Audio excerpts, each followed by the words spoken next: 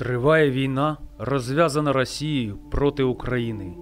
Щоранку о 9-й годині на всій території нашої держави згадуємо українців, які віддали своє життя. Всіх, хто воював, усіх військових та всіх цивільних, дорослих та дітей, усіх, хто міг би ще жити, якби Росія не почала цю війну. Вічна пам'ять кожному, хто загинув за Україну.